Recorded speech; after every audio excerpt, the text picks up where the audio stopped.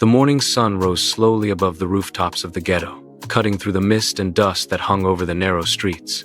The air smelled of charcoal smoke and fried chapati. Children ran barefoot through puddles.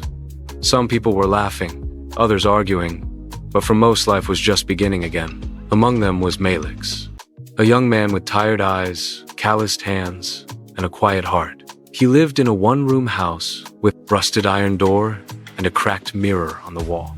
Every day when he woke up, he would stare into that mirror, hoping to see something new in himself. Maybe a man who was finally making it. But every morning, he saw the same face, a fighter, still fighting. Malix was known in the neighborhood as the boy who fixed broken things. Phones, radios, chargers, anything that could make a little money. He worked from a wooden table outside his mother's small house. The table was uneven, but it was his office, his dream, and his beginning. His mother, Amina, sold vegetables at the market. She was always up before dawn, tying her headscarf, humming old gospel tunes. Malix loved her deeply. She was all he had. She used to tell him, "My son, don't wait for luck. Work until luck finds you." Those words stuck with him every day. But the ghetto is a hard place for dreams and for mothers. The constant struggle, the poor food, the worry for her son, it wore Amina down. She fell sick, a persistent cough that turned into a fever that never broke. Malix spent every coin he had on doctors and herbs, but it was too late. She held his hand one quiet evening and whispered her final lesson. "Now, you must walk alone. Be the good man I raised." Her passing left a silence in his life that was louder than any noise in the ghetto. Now, he worked not just for a dream, but in memory of her. Life in the ghetto wasn't easy. Sometimes there was no food. Sometimes the rain flooded the house. But even then, Malix never stopped working. He believed that one day, his skill with his hands would change everything. When the other boys went to bars and fought in corners, Malix stayed behind, fixing phones by candlelight. He didn't have much, but he had purpose. He wanted to be someone. He wanted his mother to rest someday and say, "My son made it." Every coin he earned, he saved. He kept a small tin box under his bed, wrapped in newspaper. It wasn't much, just a few thousand shillings, but to Malix, it was gold. Every coin carried his sweat and hope. Months passed. He became known as the phone doctor. Even people from other streets brought their broken phones to him. He never cheated anyone, never lied, and always smiled politely. Then one day, something happened. A woman came to his small table. She wasn't from the ghetto. You could tell from the way she walked. With a certainty the streets here had long beaten out of most people. She moved with a grace that made the dusty air seem to part for her. She looked different from the others. Clean, graceful, with soft eyes and a calm smile. She asked if he could fix her charger. The others said, "You are the one to see," she said, her voice calm and low. "They call you the phone doctor." As he worked, she stood beside him, quietly, watching. There was something peaceful about her presence, something that made him forget the noise around him. When he was done, she thanked him, smiled, and left. That night, Malix couldn't sleep. He didn't know why, but her face stayed in his mind. Something about her had touched a quiet place inside him. The next day, she came back, this time with a phone that wasn't charging. And the day after that, she came again, saying her earphones had stopped working. Malix didn't realize it then, but it wasn't about the charger or the phone or the earphones. It was about the way she smiled, the way she looked at him when she said thank you. Her name was Lydia. Time moved, and so did feelings. Lydia began staying longer each time she came. They talked about everything: life, dreams, music, the things they both wished for. Malix told her about his plan to one day open a real shop, a place where people would trust him with their phones, where he could hire others and grow. Lydia listened carefully, her eyes shining. She told him he was destined for something greater, that his heart was too good to fail. Her words warmed him. No one had ever believed in him that much before. Weeks later, she started helping him. She'd sit at his stall, talking to customers, laughing, arranging phone cases. People began to know them as a pair. They called them the lovers of Catway Street. Business grew faster. Malix's name spread. He made enough to rent a small shop space. He painted the walls bright blue and placed his wooden table inside. He called it Jehovah Tech Spot. It wasn't big, but to him, it was heaven. Lydia stood by his side, smiling. Malix thought to himself, this is what peace feels like. Months turned into brighter days. They ate together, worked together, and dreamed together. She spoke of opening a second shop, one where they could sell accessories in bulk. Malix liked the idea. He wanted to grow, and she made him believe it was possible. Slowly, he began saving again. Every night, he counted his money, imagining the bigger shop, the new life, the new beginning. But there was something strange about Lydia, something he never noticed before. Sometimes, she would receive calls and step outside, whispering to someone. Sometimes, she would go quiet when he asked about her past. He didn't think much of it. Love made him blind. One evening, she told him she had found someone in town who could sell them accessories at a cheaper price. All they needed was one big investment to start. Malix hesitated. He thought of all the nights he had starved, all the times he had repaired phones for free just to keep customers happy. This was his whole life savings, but he trusted her. She had been there when no one else was. He gave her the money, all of it, every coin he had. She promised to return in 2 days. The next morning, he opened the shop early, waiting for her. He smiled when customers asked about her, saying she had gone to get stock. By evening, she hadn't come back. He called her phone. It was off. He told himself maybe the battery died. Day 2 came. Still no sign of Lydia. By day 3, the worry turned to fear. By day 7, the fear turned to pain. She was gone. The shop rent was due. The shelves were empty. Malix sat inside the blue walls of his dream, staring at nothing. He had been fooled. Rumors spread fast. Some said Lydia was a scammer who had done the same to other men. Others said she had left town with another man. Malix didn't want to believe any of it. He sat at his table for hours, hoping she'd walk in, smiling like before. But she never did. The days turned heavy. The nights felt endless. He stopped eating, stopped talking, stopped repairing phones. One night in the darkness of his room, he stood on a stool with a rope in his hands. He thought it was over, that life had mocked him enough. But then, somewhere deep in his heart, he heard his mother's voice. It wasn't real, but it felt real enough to stop him. She was saying, "Don't let life take what you can rebuild." He dropped the rope, fell to the ground, cried until he couldn't anymore. That night, something in him broke, but something else began to rise. The next morning, he washed his face, looked into the cracked mirror again. He didn't see a fool. He saw a man who had survived. He picked up his broken tools, walked back to the stall, and started again. Not for Lydia, not for love, but for himself. The sun was rising again over the ghetto, and with it, Malix, the boy who refused to stay down. Love and betrayal. The nights had grown quiet around Malix's small room. The world outside still made its noise, taxis hooting, children laughing, drunk men arguing in corners, but inside, it was silent, too silent. Lydia's absence was like a shadow that followed him everywhere. Every place he looked, every song he heard, every woman who passed by, her face flashed in his mind. He tried to forget her. He tried to hate her. But love doesn't die that easily. Weeks turned into months. Malix was broke, but not broken. He still had Jehovah Tech Spot, though most of the customers had stopped coming. Some whispered behind his back, calling him the boy who was scammed by a pretty face. Others just pitied him silently. Still, he opened his shop every morning. He swept the floor, wiped the table, and waited. Sometimes the only customer he had was hope itself. Then, one morning, as the first light touched his broken signboard, Malix sat outside with a cup of black tea. He looked up at the sky and whispered, "Maybe this is just how my story ends." He didn't know that his story was only beginning again. That afternoon, as he closed the shop early, his friend Ghetto came running down the street. Kato was a hustler too, always. Loud, always laughing, always with the latest gossip. But that day, his face was serious. He pulled Malix aside and said quietly, "Bro, you need to be careful. I heard something about that girl Lydia." Malix froze. He hadn't heard her name in months. Kato continued, "They say she's being looked for by police.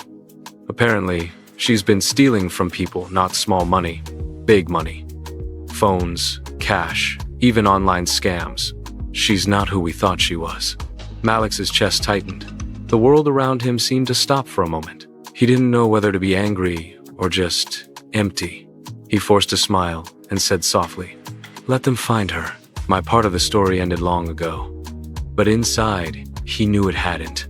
Days passed. The rumors spread like wind. Everywhere he went, he could hear whispers.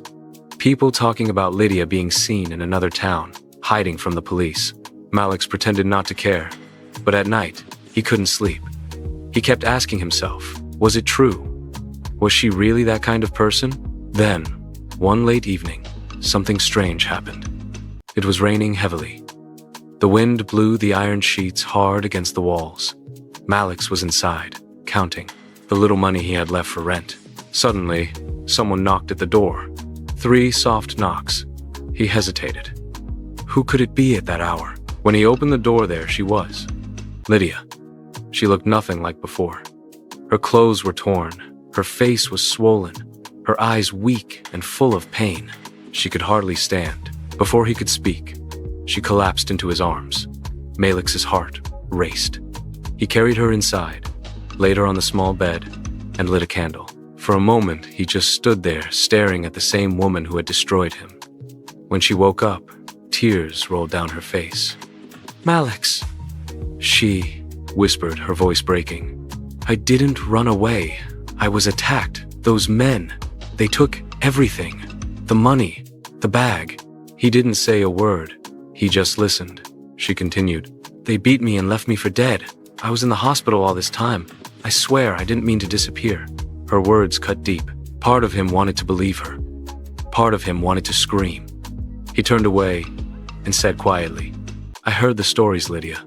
They say you steal from people, that you scam them, that you were even wanted by police." Lydia sat up slowly, shaking her head. "That's little money," she said coldly. "Do you think I'd waste time scamming a poor fixer like you? Those are street stories, Malix. You're just a small man who can't move on." The tone in her voice had changed. It wasn't the soft, kind Lydia he once knew. It was sharp, cold, cruel. Malix turned around slowly, his eyes wet. He had no words left. He just watched as she stood up, limping toward the door. "Don't look for me again," she said. "You'll only hurt yourself." And with that, she disappeared once more into the night. After that day, Malix was never the same. He stopped talking to people. He stopped laughing. He started walking late at night, alone, under streetlights that barely worked. Sometimes, he'd sit by the drainage, staring at the flowing, dirty water, wondering if his life would ever change. He was tired. Tired of fighting.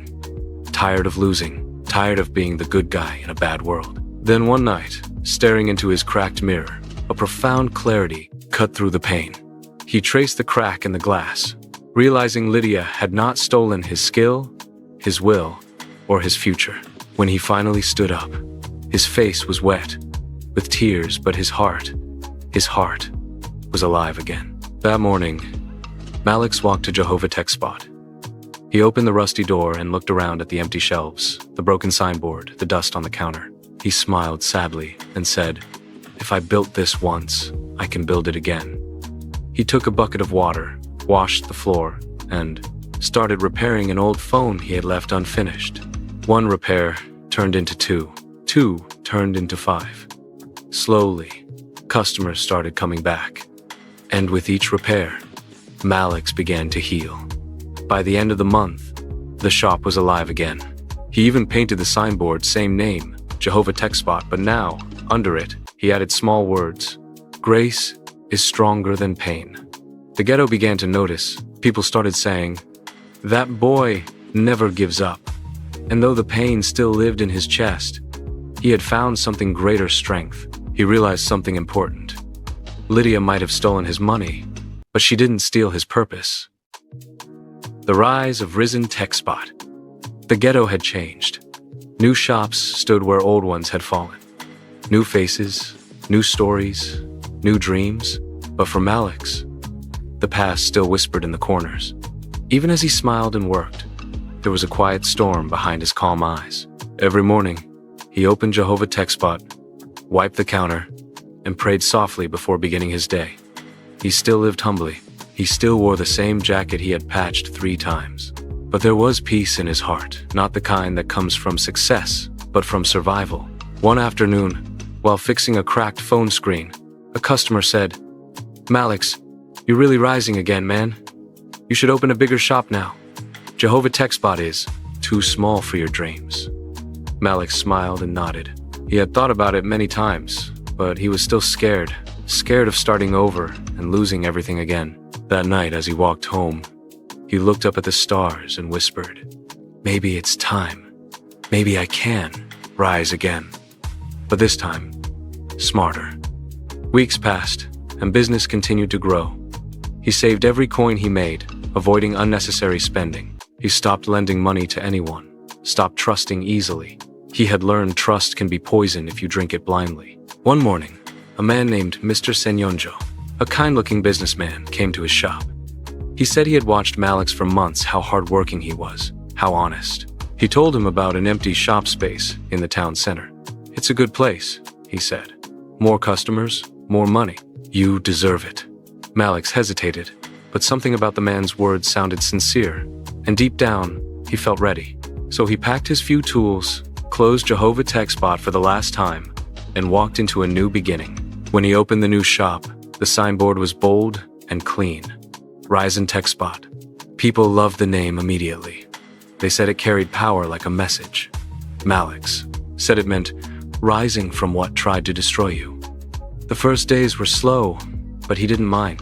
He painted the walls himself, repaired tables, and placed his small speaker at the corner to play soft music. Little by little, customers started coming in. And this time, he wasn't just fixing phones, he was fixing his life. Soon, Risen Tech Spot became popular. Students came with broken chargers. Mothers came with radios. Taxi drivers came with dead phones. Everyone trusted the quiet young man who smiled humbly and never cheated. He even began to train 2 young boys from the street, Timo and Sule, teaching them how to fix phones. He told them, "If you learn something clean, you'll never go hungry." For the first time in a long while, Malix felt proud of himself. He would go home tired, but with peace. He had turned pain into power. But in life, peace never stays too long. One Friday afternoon, while Malix was working on a tablet, 2 men entered the shop.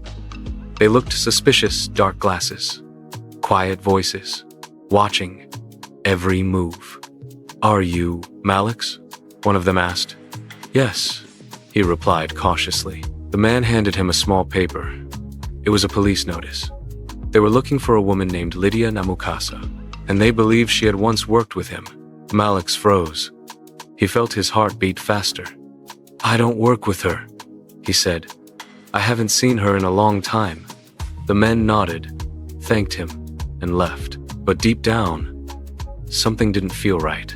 That night, he couldn't sleep. He knew Lydia was trouble, but why was she being hunted again? And why were they suddenly coming to him? Days passed. Everything seemed normal again. Until one evening, just before closing time, Malix was counting his earnings when the door creaked open. He didn't look up at first. He just said, "We're closing soon, come back tomorrow." Then he heard a familiar voice. "Tomorrow might be too late, Malix." He looked up, and there she was. Lydia. Her hair was shorter, her clothes cleaner, and her face looked calm. Too calm. She smiled faintly.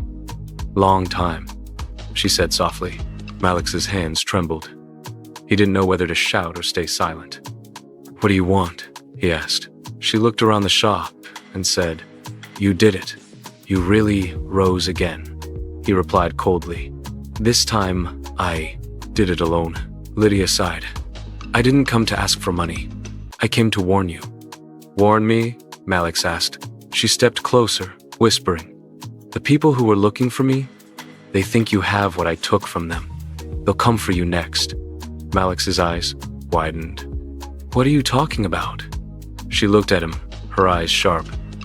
Remember the money you gave me long ago? That wasn't for a business. It was a drop. I was moving cash for people you don't want to know. When I disappeared, they thought I ran with it. They think you were part of it. Malix froze. He couldn't believe what he was hearing. You used me? He whispered. Lydia nodded slowly. I didn't mean to, at first, but it's too late now. You need to disappear, Malix. Tonight. Before he could respond, she turned and walked out into the dark street. He ran after her, shouting her name, but she was gone.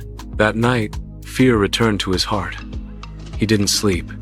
Every sound outside felt like footsteps coming for him. Every passing car felt like danger. By morning, he made a decision he wouldn't run. He had built Risen Tech Spot with honesty, and he wasn't going to abandon it. But when he reached his shop, something was wrong. The lock was broken. The door was half open. Inside, everything was gone. The shelves, the tools, the money all taken. And on the counter, there was only one thing left. A folded piece of paper. He opened it slowly. It read, You were warned. You should have listened. Malix stood there, staring at the empty room. His eyes burned. His hands shook. Everything he had built gone again. He sat on the cold floor, whispering to himself, Why me? Why? Always me? But as the sun rose outside and light filled the shop, something in his face changed. Pain turned into calm. Tears turned into silence. He looked around at the empty space and said softly, You can take everything, but you can't take me. He stood up, wiped his face, and walked out not as a broken man, but as someone who had learned that sometimes even rising comes with fire. The Return. The sun rose slowly over the ghetto, casting gold light over rooftops still wet from last night's rain. Birds sang faintly, and life began again, but from Malix. There was no song, no light, no peace. He stood in front of Risen Tech Spot, now empty. His dream stolen, his tools gone, his trust betrayed again. He had nothing left, nothing but breath. For 2 days, he didn't eat. He just sat outside the broken shop, staring at the ground. People passed by, whispering his name. Some pitied him, others mocked him. Hey, that boy again? Misfortune follows him like a shadow, they said. But Malix didn't care. He was tired of explaining his pain to people who only wanted a story. That evening, as darkness fell, his old friend Ghetto came by. He found Malix sitting on the floor, hands dirty, with dust. Bro, Ghetto said quietly, you can't stay like this. You've survived worse. You'll rise again. Malix looked up at him with dull eyes. Rise? From what? Ghetto? They've taken everything. I have nothing left to rise with. Ghetto sat beside him. Maybe not things, but you still have you. Malix looked at him for a long time, then slowly nodded. Maybe he was right. Maybe the only thing left to rebuild was himself. The next morning, he woke up early. He washed his face, shaved, and wore his cleanest shirt. He walked through the streets, not to beg, not to search, but to think. He stopped by the market where his mother used to sell vegetables. The space was now occupied by another woman, but the memories were his alone. He could almost see her there, tying her headscarf, her voice rising in a soft hymn above the market's din. The old woman at the next stall smiled at him and said, Amina's boy, you've grown strong. She'd be proud. Those words cut deep. He closed his eyes, holding back tears. Maybe that was all he needed. A reminder of where he came from and who he was doing it all for. That afternoon, Malix found himself at the city taxi park. He watched people rushing around, workers, students, vendors, all fighting to survive in their own ways. He thought to himself, maybe the problem isn't what I lose.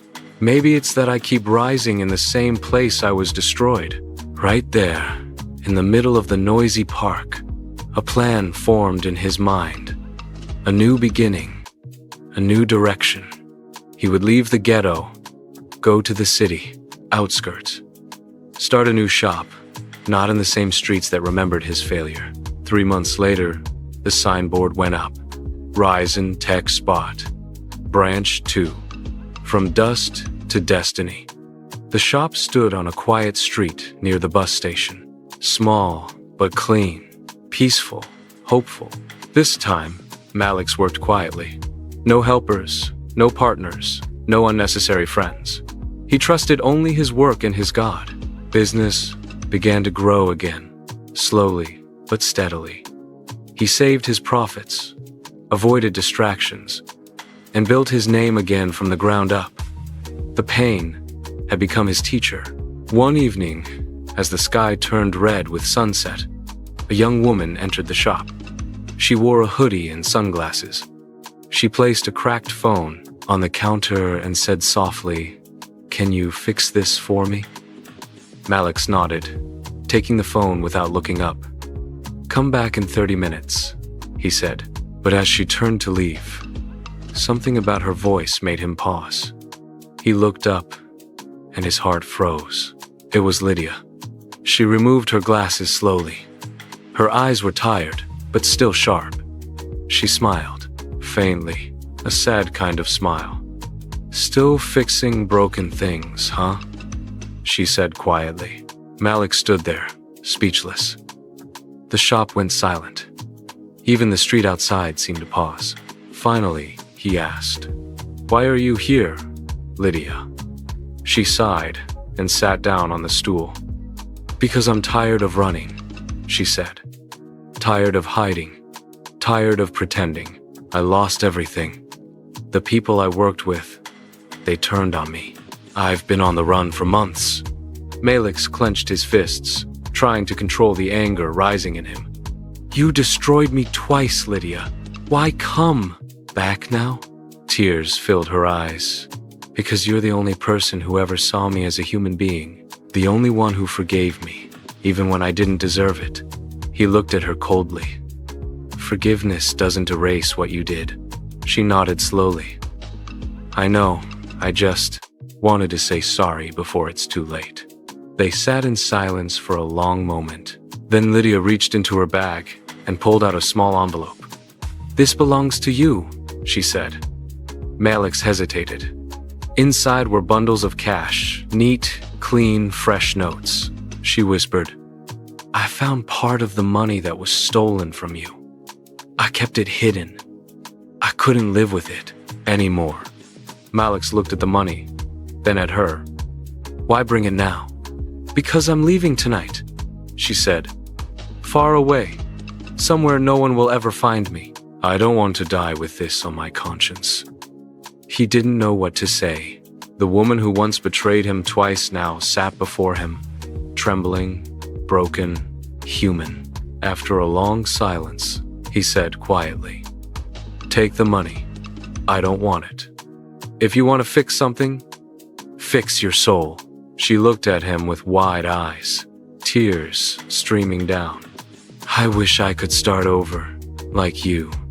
Malix smiled faintly. "Everyone can. You just have to stop running." She nodded, stood up slowly, and walked toward the door. Before leaving, she turned back and said, "If I don't make it, tell the world I tried." And she disappeared into the night. Hours later, as Malix was closing the shop, a loud explosion echoed from the main road. Screams filled the air. Police sirens wailed in the distance. He ran outside, heart pounding. People were shouting, "A car has exploded." When he reached the scene, he froze. The car burning in flames was the same one Lydia had entered earlier that night. He stood there silently as smoke rose into the sky. His face was calm, but his eyes were full of pain. The girl who broke him, the girl who warned him, was gone forever, or so he thought.